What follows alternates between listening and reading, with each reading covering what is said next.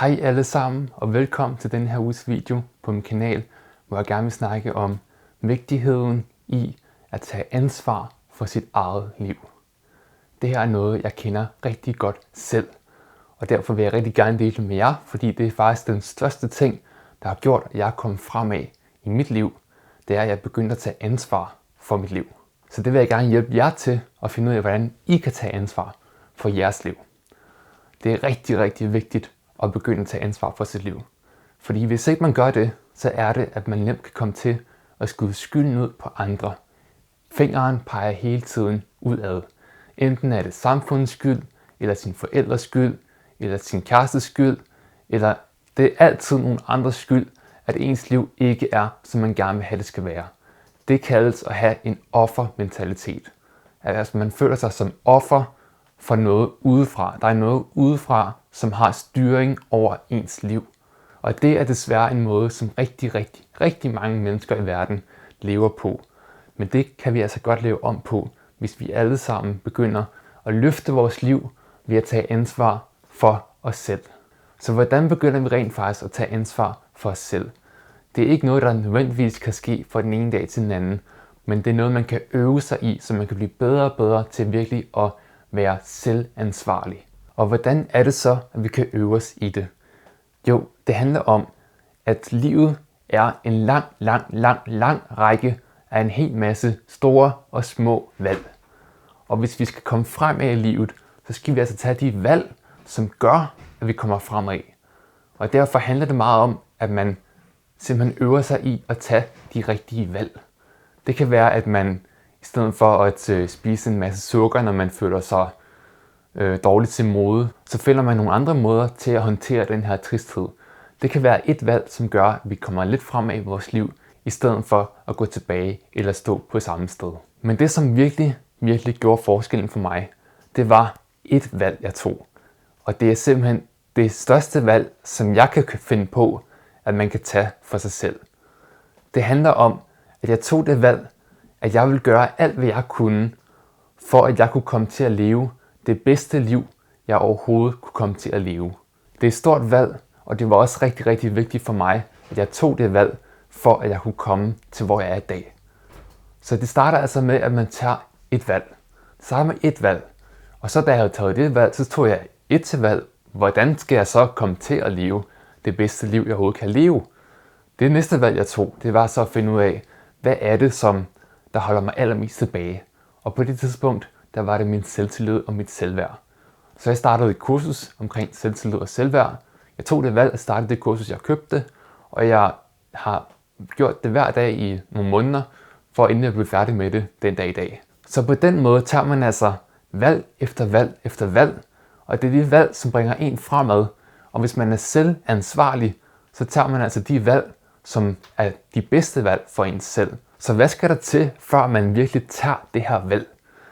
Altså rigtig mange gange, så er der mange mennesker, som der går rundt i en eller anden form for tåge af tanker, som bare kører igen og igen. Det er tit de samme tanker, som bare kører på replay op i hjernen, som oftest er negative og bremser deres liv for at komme fremad.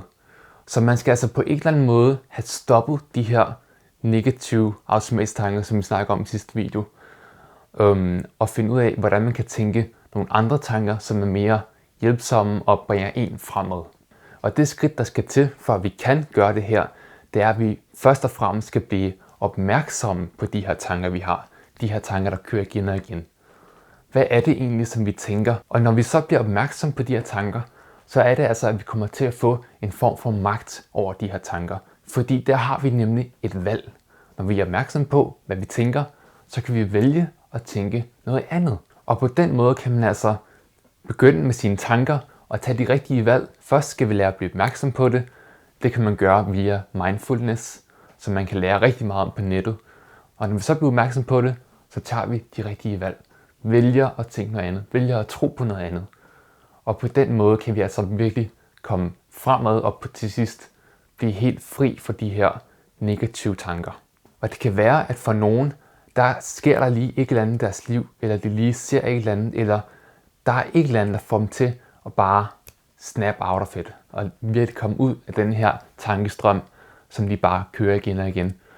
Og så kan det være, som man siger, at de vågner op og tænker, hvad i verden er det, som jeg gør med mit liv? Det her, det er jo helt forkert. Det kan være, at det er et job, som de virkelig hader.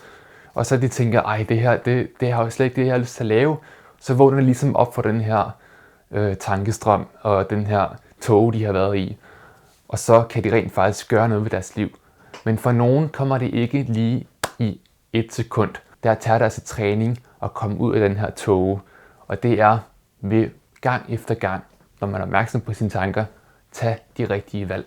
Vælg og tænk noget andet, som er mere brugbart for dig selv. Jeg håber virkelig, at hvis du er en, som føler, at du godt kan have en tendens til at have offermentalitet, og ligesom skyde skylden ud på andre, og føle, at der er noget udefra, der styrer dit liv og gør, at det ikke er, som du gerne vil have det. Hvis det er, at du har det sådan, så håber jeg virkelig, at den her video får dig til at se, at det er altså dig, der har magten i sidste ende. Det er dig, der har magten over dit liv, for det er dit liv. Og derfor kan du altså også gøre det, der skal til. Du har alle de evner inde i dig, der skal til, for at du kan komme derhen, hvor du virkelig gerne vil hen i dit liv. Det er virkelig din kraft, og det er din magt, hvor du fører dit liv hen. Det er vi bare nogle gange ikke bevidste om. Så dem, der ikke er bevidste om det, de tror ikke, at de har nogen magt over deres liv, og de bliver bare ved med at være ofre.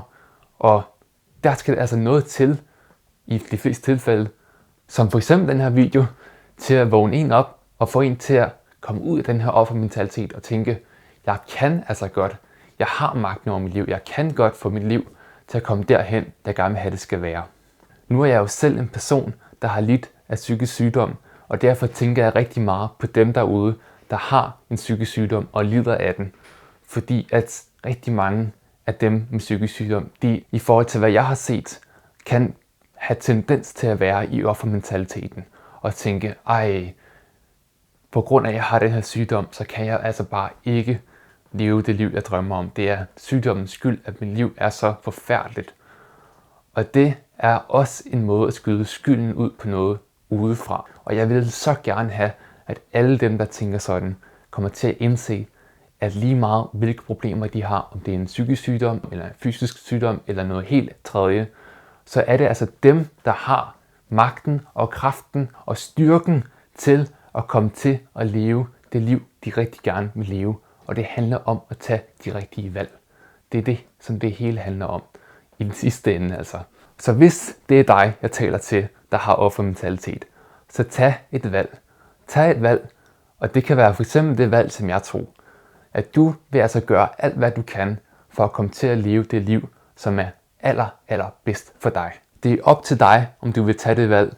Så nu sætter jeg bolden over til dig og siger, du har magten til at tage det her valg.